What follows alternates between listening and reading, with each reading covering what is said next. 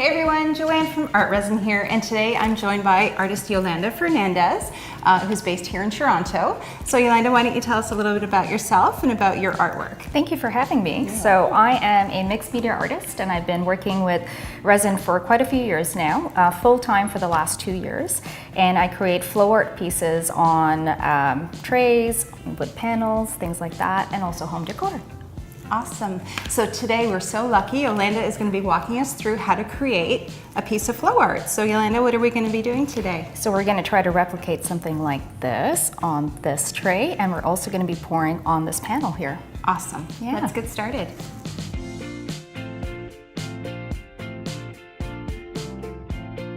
So we're going to be using art resin with the resin tints to create this piece here. I'm going to show you guys how I mix up the resin, how I use these gorgeous pigments to create the piece. So let's get started.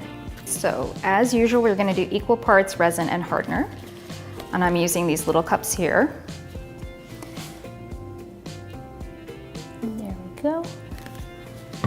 And we're going to mix these two together. Doesn't matter which one goes into each, but make sure that you do scrape the sides and get all of the equal parts together. And now we're going to start mixing. You want to keep mixing until it's completely clear. It's super important. Mixing is always that part that I always make sure to get right. So you want to keep stirring at least 3 minutes minimum for a smaller batch like this, but for a piece that's larger, like the one behind me, you want to keep stirring until it's completely clear. It's not going to be translucent or foggy, etc. And when you're stirring, you want to make sure that you are scraping the sides of the cup as often and the stick to make sure that it is well mixed together. Okay, so we're done mixing our resin. We're gonna pour it into these little cups here so that we can start adding the resin tints. There we go. I like to start with just pouring a little bit of resin into the cups and working out my colors, and then adding a little bit more resin to the cups as we go along. So you want to shake the bottle very well because the colors do separate if they've been sitting there for a while.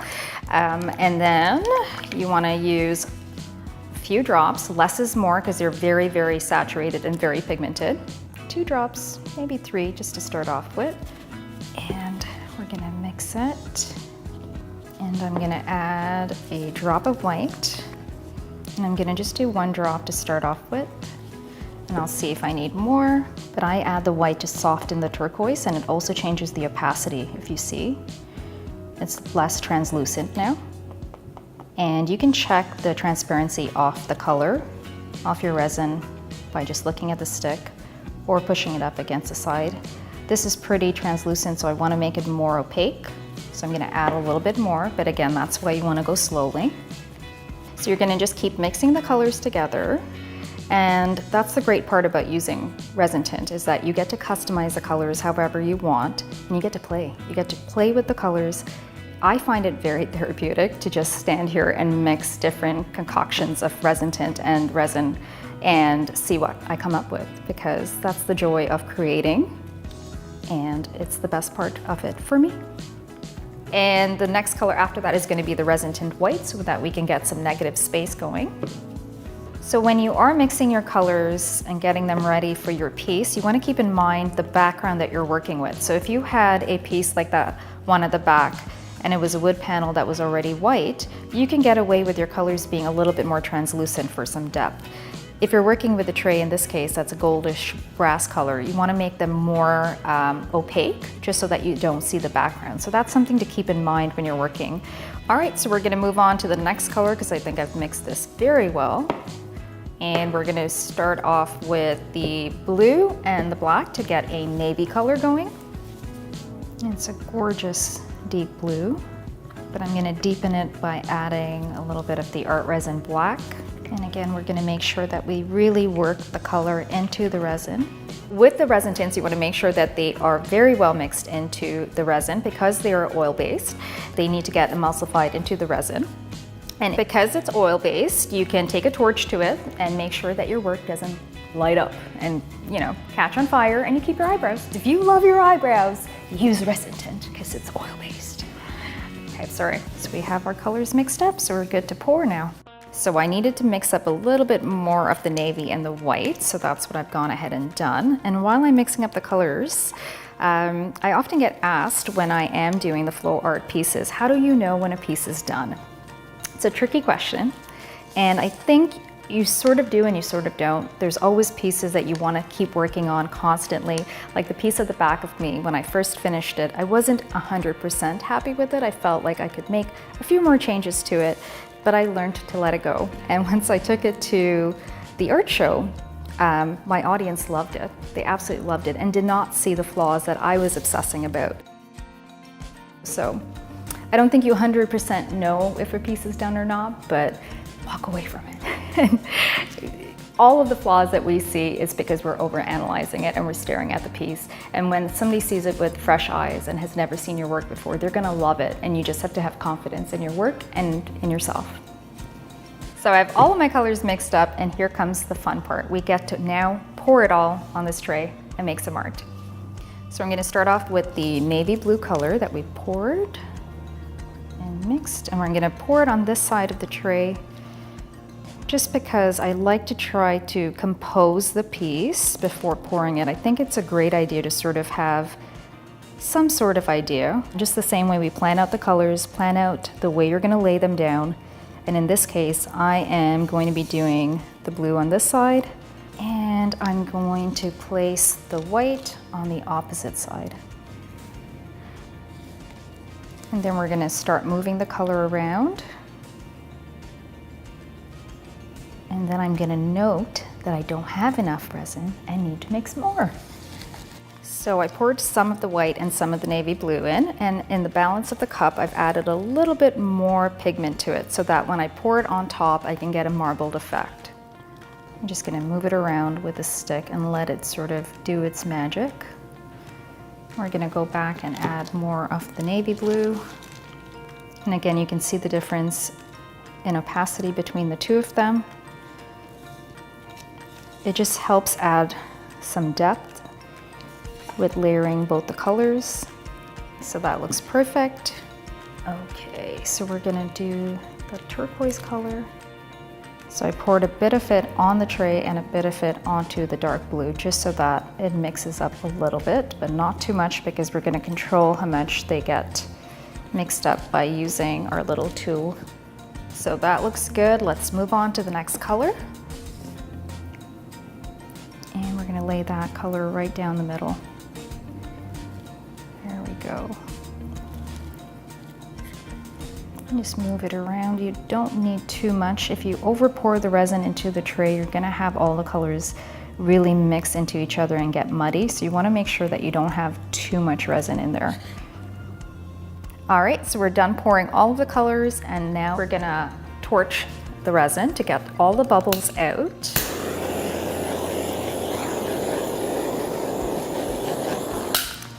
So once we have all of the bubbles out of your piece, I'm just gonna make sure there aren't any more. We're gonna use a little spatula or any little stick, something with a narrow width, and we're gonna create a movement and sort of a design with it. The important part of this step is that you wanna make sure that your resin is a little bit cured. That's my tip.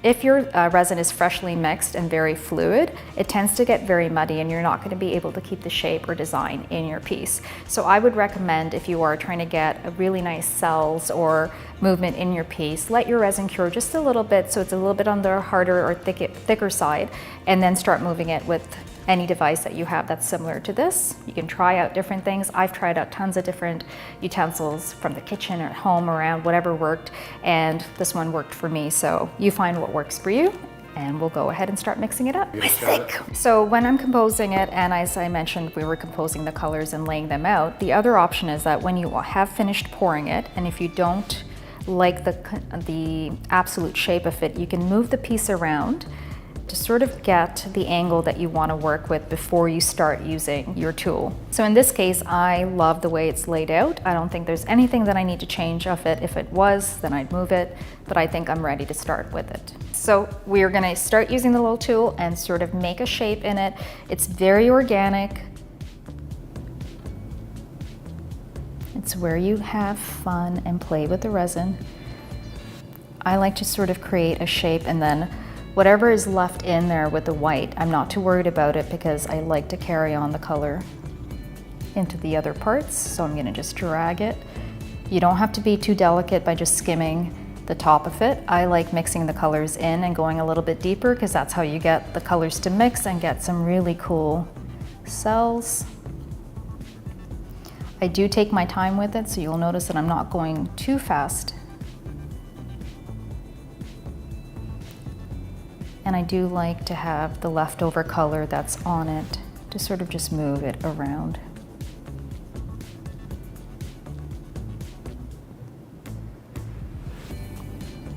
I like creating some wavy patterns.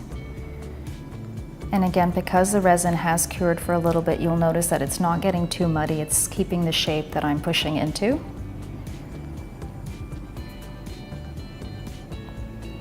And there we go. So I'm gonna do one more pass with the torch. And again, because it's an oil-based pigment, nothing to worry about. We're good. So we're all done with this piece. I'm gonna move it over and let it sit to cure somewhere safely. And we're gonna work on the next piece on the wood panel, and I'm gonna get Joanne to help me out with that. Sorry.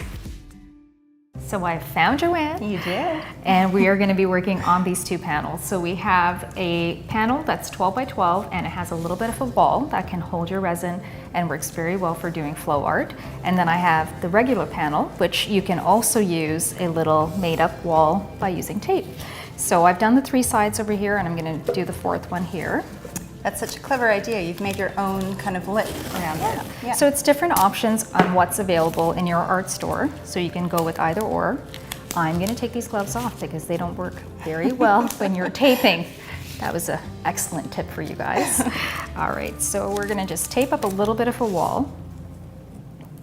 There we go. And you're using painter's tape, Yes. but can you use like sheathing tape, like tuck tape as well? Tuck or? tape works great. Whatever you have available, just something that's gonna stay nice and tight onto the walls. So I'm using this little tool again to sort of press the tape against the walls to make sure that it's nice and tight and that the resin is not gonna seep through. And you wanna make sure that way you don't have any drips and it'll be nice and perfect. Perfect. So Joanne has gone ahead and mixed some gorgeous colors using resin tint. You want to tell us about the colors you chose? Yeah, just I love rose gold, you may know. So I've got my pinks and gold and white here. And yeah, I really love this palette. Awesome. So I'm excited. All right, I'm going to get my gloves on. Well, I'm not gonna lie, I'm a little bit nervous, Yolanda. You're like the master of doing this. So Aw. it's one of those things, it looks really easy, but Yeah. actually to do it, it takes a bit of, you know, Definitely, strategy, yeah. doesn't it?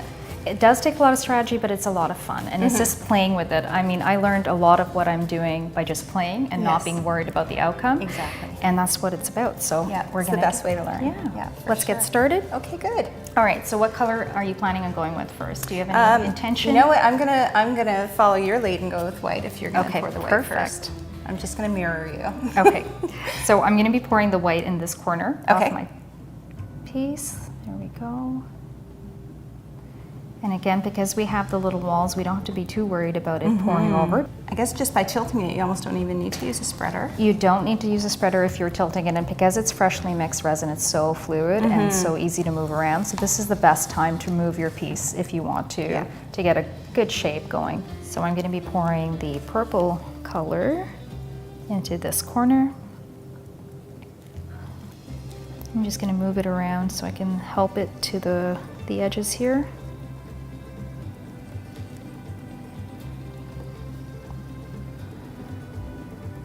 I love this pearl pink too. It's beautiful. It's so satisfying doing this. Okay, so the Alright, next what's next? color that I am using is this turquoisey teal. Okay, so I'm gonna use my, I don't know what this is. It's kind of my rosy gold color here. Beautiful. All right, I'm gonna go with, let's do it right up against the purple because I think that would look beautiful. It's great, your rose gold really goes with the pink too really well. Yeah. So now when you put the two colors side by side, are you intentionally blending them, or are you just letting them kind of do their thing? You want to let them just do their thing and sort of sit beside each other, and then we're going to get them to mingle afterwards when we have our little tools that we're going to use. So right now we're just laying it down in a ribbon fashion, and then we'll help them mingle after. Okay, Yeah. okay, perfect.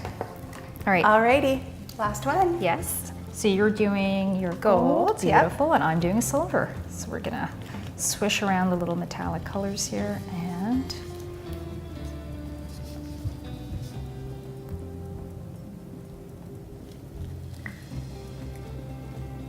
Are you filling up all the space? I am going to fill up all of the space. All of it. I'm doing whatever you do. Yes. I'm not going to worry too much about the white spaces that I have in there because they will all work out once we start moving the colors around. Okay. So I'm just going to tap it a little bit. The reason I tap it is just to help the self-leveling part about it. Oh, I see. Yeah, So yours- tap it on the... Yeah, you can tap it this way, and if you notice, the little white spaces that I had are already closing up. Versus trying to move it, because if I try to move it right now, we're going to lose the shape that we've tried to create with it, and it might fall over the edges too. So I just try to tap it, and there we go. Space is closed like magic. So I've got some really cool cell action happening here, but I seem to have lost my rose gold a little bit. Does that matter? It doesn't matter too much because I can sort of see that it's underneath. So when we start moving things around, you'll have a nice integration of it. So it sometimes happens when the colors are moving around, but nothing to worry about. We're going to fix that soon. Okay, perfect. Good. And now we're going to torch the resin. So we're going to give this a light torch.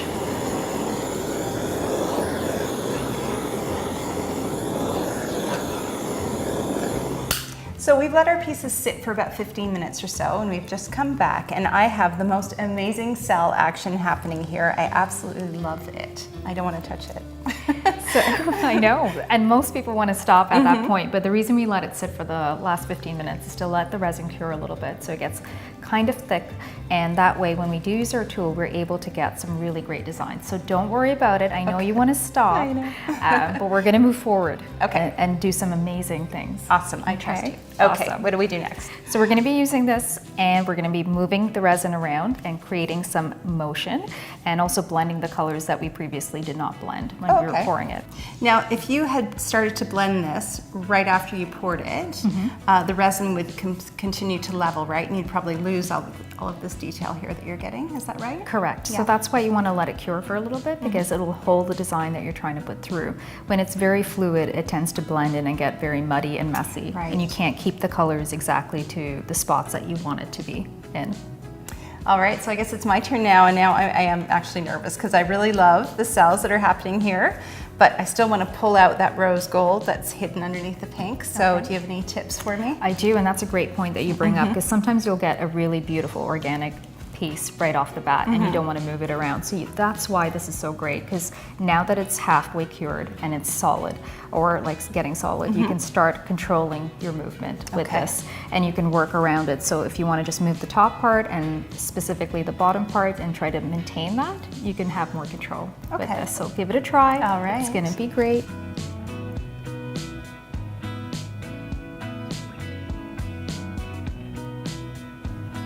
I love this tool, and I like using plastic takeout knives as well, but this is better because it's a bit broader, so Yes.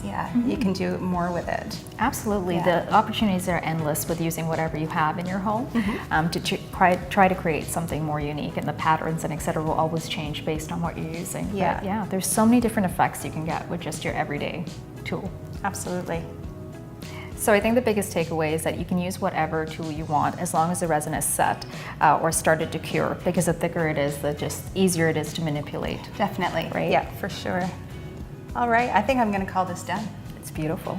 It's absolutely beautiful. Okay, so what's next then? So we're gonna gun it one more time with Okay. the torch, and that's it, and we're gonna let it sit and cure. Wonderful.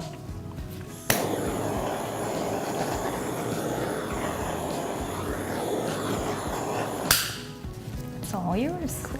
Thank you. Great, so we're all done. Awesome. So what are you going to do with the tape? So I'm gonna give it a few hours so that it can soft cure, and then I'm gonna take the tape off while it's still tacky, being very careful not to touch the top of the piece. But the reason I like to take the tape off early on is that you'll get a nice doming effect naturally as the resin is still soft. Okay. So, and it's also easier to take the tape off at that point. So Right. you just have to be very cautious and careful while doing it, but you get a great doming effect. Awesome. So would it be like sort of the 4-hour mark or? 4 to 6 4 to is 6 usually, hours. and you can just test it and sort of see the sides if you have any drip offs to see whether how tacky it is. You can go based on that. Awesome. But otherwise you're all set. We just have to put these guys away, let them cure, and Yeah. we'll come back tomorrow and have a look at what we have. Perfect. We'll see you tomorrow. So we're back and the pieces have cured, so we're gonna have a look at them. The first one is the tray, and as you can see, it turned out beautiful. I'm so happy with the piece. The colors are still vibrant. They've stayed exactly where they need to be. All of the designs that I created with the fine lines are there. The control is there. The tints that I used for the bronze match so perfectly with the tray. It's gorgeous. I absolutely love how this piece turned out. And with this piece, it's vibrant. The colors are beautiful. You guys already know that I love this color. The purples with the turquoise and the silver, great combination. And again, you can see all of the colors stayed exactly where they were from last night. So here we have Joanne's piece. Not as good as my piece, but she did follow instructions and it is beautiful. But I would like to thank Joanne and the Art Resin team for having me here to create these gorgeous pieces for you guys. And hopefully this helps you create your own resin flow art pieces using resin tints. Thank you so much for watching and I'll see you guys soon.